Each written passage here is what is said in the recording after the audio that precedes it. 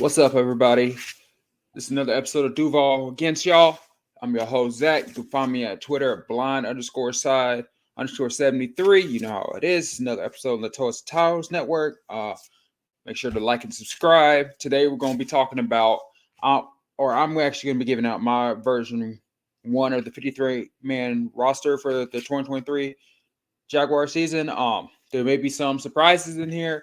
I plan to do at least one more of these before the final roster comes out. Now that preseason, now we're about to start playing our first preseason game. That obviously can adjust it. Somebody can get hurt, somebody could play good, play awful, get cut early. But this is version one. All right, like I said, to make sure to like and subscribe if you like our content, and also check out our sister network at the CFB Nation. That's for college football stuff. I mean, a lot of us like college football and NFL football. Just so if you like both, obviously check out both websites or everything. So it'll help us and help you for more information. All right, so I'm just gonna start off. We're gonna start with offense. Then we're gonna work our way through. Some of these names on there are kind of obvious who's gonna make the team. So I'm gonna give a brief little thing about each one. Some I'll make on more in depth with. But to start off with, of course, it's gonna be quarterbacks. I see it's just having two this year. And that's Trevor Lawrence, obviously, and CJ Beathard, who is currently the backup. I know he's been struggling a little bit in practice and some of the training camp things that have been coming out. But I don't think Nathan Work's good ready to be the backup, and I really doubt us going out and re-signing another backup for Trevor. It is what it is. I mean, Caesar's not the greatest backup quarterback, but he's not awful either. He's all right, which personally, most teams, other than maybe like the 49ers, if they lose their backup quarterback, their season's basically, or lose their starting quarterback, their backup's not good enough to really hold it down. So CJ Beathard's like in there. He's in enough. Hopefully, Trevor won't miss any time with the old new offensive line. But Trevor's released it so fast, he should be fine.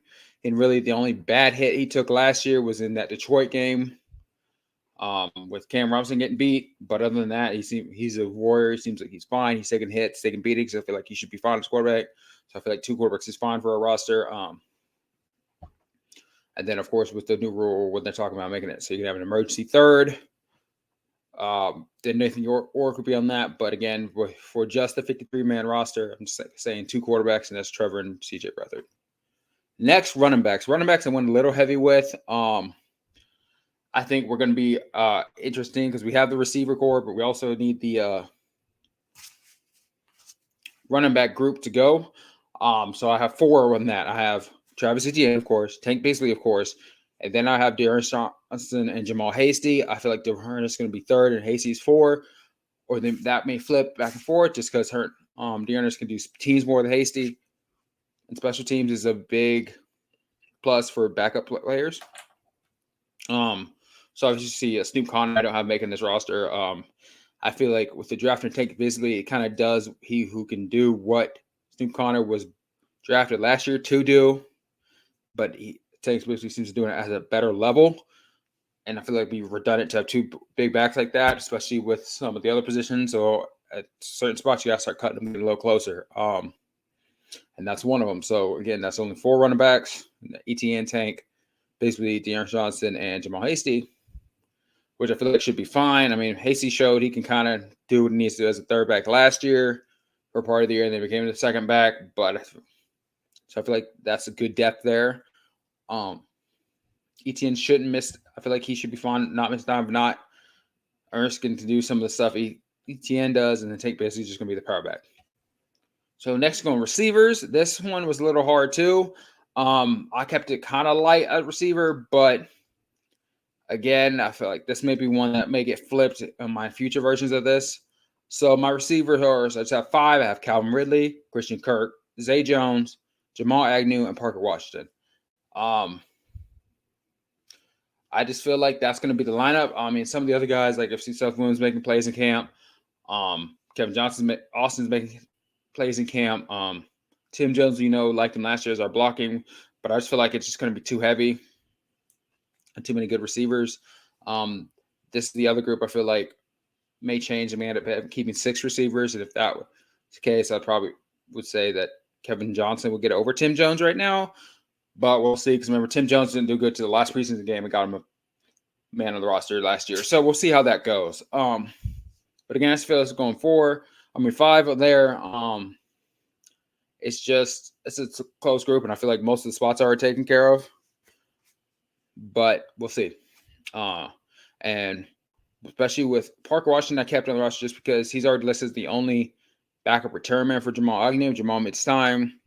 We don't want Christian Kirk back there like we did last year.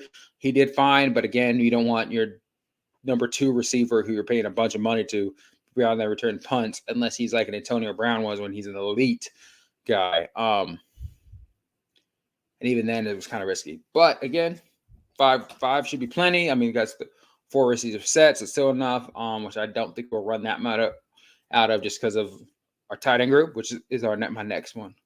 And that's another group I said I feel like we're just going to go 4 deep with them.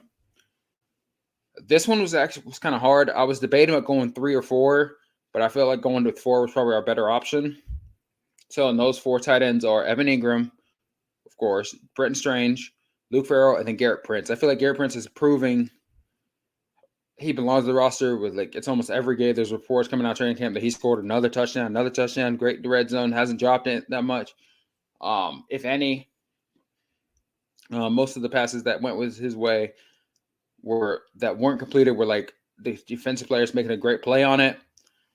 So I feel like he's outplayed everyone. Semirez, his concussion protocol. I don't think he's going to be able to get on the roster over anybody. At this time, also Josh Peterson, which that's going to host being his son. I don't think he's going to be good enough to make it on the roster. He may be a practice squad player, but I don't think he's going to outplay Farrell or Prince, which that's what he's going to have to do because I don't think Brenton Strange is going to make his team. Derek Parrish, who I actually was a fan of. I like the fullback idea. He's not having a great camp, so I feel like he'll be a guy we'll play on the practice squad. Even though we just drafted him, he's making the transition from defensive end to fullback / tight end. On the official depth chart, he's listed as a tight end, so that's what I'm talking about in this as opposed to running back group. I just don't think, and as a late round draft pick, I just don't feel like this is his year for it. I feel like just transitioning is going to be the biggest thing, and from everything I've seen, he's really struggling with it. So that's why he's off my list, even though a lot of people are like, oh, rookie, he just got drafted, but late round picks usually don't have the web chart for guaranteed roster spot.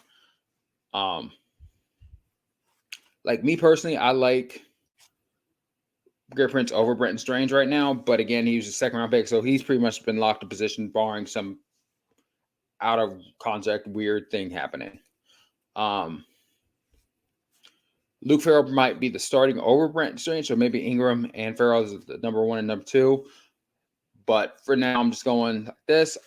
Just because Farrell's blocking ability is probably better than Prince's right now. That's why he's listed as the starter on the depth chart that the Jaguars released a few days ago.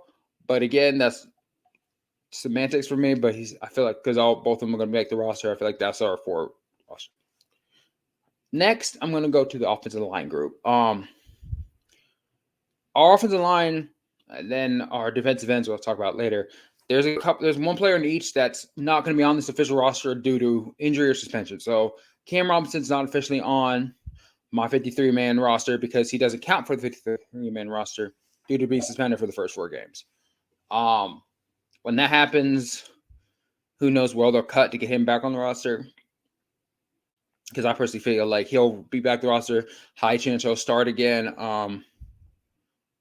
Which personally I prefer Walter Litter over him. But it looks like a lot of the things we're trying to do is we'll see how it goes. But then they might put Cam at left tackle when he comes back from suspension. And then slide Walter Little at left guard, to hold it so that you have your best 5 on the field. At the same time, and with how much money Cam's playing, we're not going to just bench someone making $16 million, remember right? My numbers may be a little off, but still, that's a lot of money for a guy on the bench. So again, he's not on this offensive line rankings, but he will be on the team so far in week 5. He'll be on the roster. So I have 9 offensive linemen. I have Walter Little, Ben Barch, Luke Fortner, Brendan Sheriff, Anton Harrison, Josh Wells, Tyler Shatley, Cooper Hodges, and Blake Haynes. I don't feel like any of these guys on there are really huge shockers. Maybe Cooper Hodges, but I feel like with the energy he's bringing to camp,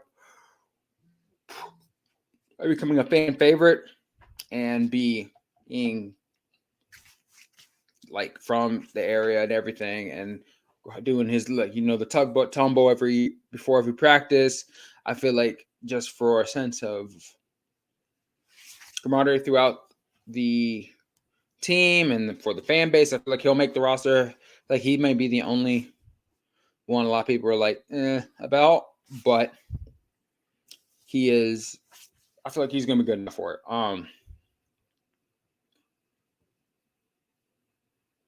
I thought about keeping Cole Van Horn on the team instead of him, but I feel like Hodges, with personnel and the physicality he's brought to practice, which has been a reporter throughout, I feel like he's kind of taking it over him.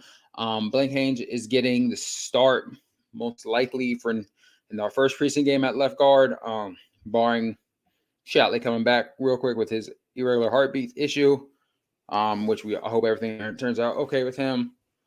But and then Ben Barch, coming off his knee injury, who they've said he may not be ready till late in camp. So, and then Tyler Shat. So one of them probably going to be the starter, Shatley or Ben Barch at left guard till Cam gets back. But again, everything else I feel like is pretty much locked up on the starting lineup. And then again, like I previously mentioned, Walter Litter may slide over to left guard depending on how it looks when Cam gets back. Well, other than that, I feel like we're going to be decent offensive line. It may not be the best in line. I mean, I feel like internally, probably going to be the weakest league. So I feel like Ben Barch or whoever starts the left guard, and Fortner, who seems to be better in Tampa, he was last year. Fortner wasn't the strongest guy, so like doing the big, like the strength guys got on him. He usually struggled a little more than if it was like a speed defensive tackle at him in front of him. So that hopefully will help him this year. Anton Harrison's probably going to start, barring him just looking terrible all year at right tackle. I don't think we're going to move, because there was some reports that we might move Walter Litter back to right tackle when Cam got back. I don't think we'll do that.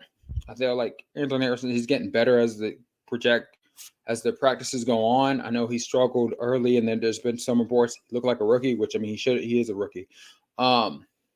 And luckily, during the first 4 games, we don't really have an elite pass rusher going against that they could pick on as much. So I feel like he should be able to hold his own. And then with Trevor's quick release, it shouldn't be an issue. But we'll see. Again, we'll see what goes on. But for now, I feel like he started. It feels like he's locked it up.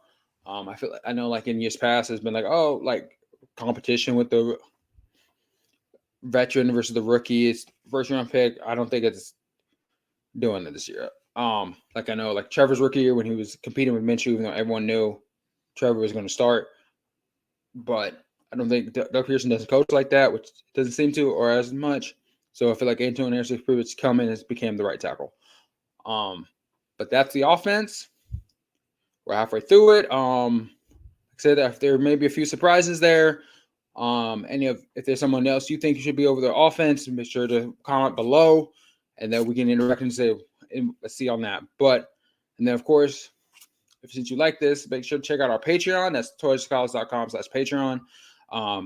That you can get some new in-depth analysis on different monthly tiers, ranging from free merch to into the Gilda chat to one-on-one fantasy information about your fantasy league or your team in general. So make sure to check that out. That's Toyota, or that's patreon.com/Toyota and then of course make sure to give this an iTunes/Apple review, and tag it like it. It just helps us with the algorithm. And like the video, all this, not just my stuff, but everything else on this channel, from the waiver wire videos to the betting videos to Rabsaholic, just Sunday Fun Day and all that. Just make sure to check it all out. This helps us. It helps us put out more stuff for you. All right. So now we're going to move on to the defense.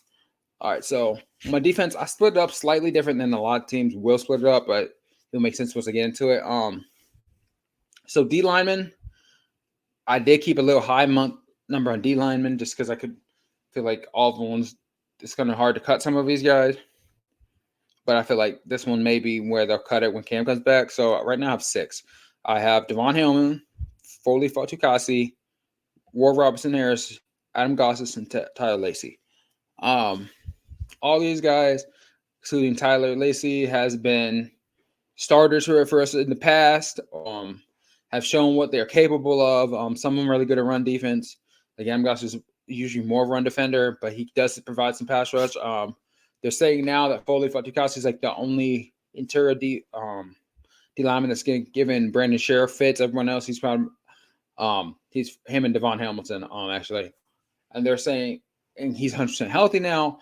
This was he was coming to be the run stopper, and he wasn't as good as he had been with the Jets. So hopefully he bounces back this year. If he doesn't this year, he may be a candidate to get cut after the end of this year. But Devon Hamilton, I feel like he's in Roy Robinson Harris. Roy Harris, one of the leaders on defense. So I feel like their spots locked up, even with their extensions and everything. So I think those are the 3 starters, and then we're gonna have Adam Gossis and Tyler Lacey. Actually, it's only both. Just because Tyler Lacey, I feel like is going to help with the Dewan Smoot role till Swooty gets back. And then like I touched on with Adam Gossis. Now the edge. Speaking of Smoot, he's on this again because I feel like he's going to be on the PUP list, so he won't play for the first 6 weeks. He's currently on it now, but I feel like he's another one that won't be back till later. And then even then, I think I'll struggle. I feel like he'll have an off year just coming back from that injury because that's a big injury with his Achilles. But we'll see how that turns out. Maybe with surprises, and then that's going to adjust the list a little bit more. But for that, I just have for my edge, because I did edge rushers separate from linebackers for this. I do Trayvon Walker, Josh Allen, Jordan Smith, Chason, and Yasuo Dula. I feel like there's really not really surprises except for maybe Jordan Smith. I think this is going to be the he'll explode. We'll see after, again with this preseason game coming up. He will get plenty of opportunities to be the guy this game. I don't feel like Coach Pearson has said that Sarge's going to play a couple drives and then they'll be done. So this is going to be Jordan Smith and Chason's moment to show, hey, we're good. We got this back up. If they don't show, personally, I feel like they should do it anyway. But if they don't show up, I think this might be an opportunity when they go get like a Melvin Ingram, because as of this recording is not been signed. A lot of people saying Jadeveon Clowney. I do not like Clowney. I think he's overrated. He's a good run stuff, but he doesn't really have his pass rush. A lot of his pass rushes, like his sack numbers, have been, I feel like, are inflated because of who he's playing against on the other side of that D line. Like, I mean, he had sacks with Myles Garrett. He had sacks with J.J. Watt. He's getting single coverage, so of course he's getting cleanup sacks personally. Like I feel like he's had a good career, but I don't feel like he's lived up to number 1 overall hype. But again, we'll see. And then with Walker, I feel like him and Walker would kind of be redundant. And so maybe this is, if they don't play good in this preseason game against the Cowboys, maybe Jacksonville goes out and brings in somebody. But as of now, I think Jordan Smith and Chason's going to get the show what they have, because Yashio Dula has been reported that he has concussion, so he's in concussion protocol. So he's probably not going to play this week. Same thing with another player on this list who I'll get to in a moment.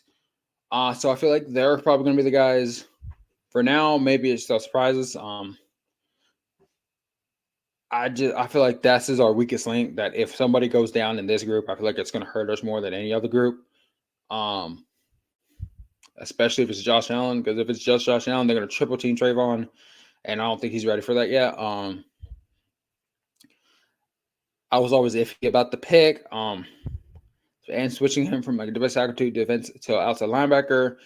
But it does look like with some stuff that's been leaked out of practice and training camp that they're going to have him rush with his hand in the dirt more, which I feel like he's a lot better if he does than out of a 2-point span. So we'll see how that goes.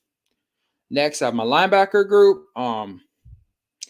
This is another group that's pretty big. However, it's kind of hard to do, but again, with running with one of them trying to compete with everyone trying to compete, but you got to cut it down from 93 to 53. So I mean, it's always a hard cut. So my linebackers go for Luakon, Devin Lloyd, Chad Muma, Ventrell Miller, Shakur Quarterman. I feel like that's just basically self-explanatory. Looks like Devin Lloyd and Muma have both gotten better, and it looks like Devin Lloyd's kind of secured his starting role. So hopefully he plays like he played early in the season last year with the Luakon. Luakon being another one defensive leader, so I feel like he's pretty much his position is locked up. Muma being Lloyd's backup. Ventrell Miller, who just drafted, used for University of Florida. And Shaq Quarterman, who's a key special teams guy.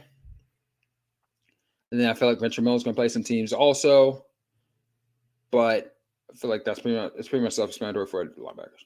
Corners. This one was a little hard, but not as hard as some of the other ones.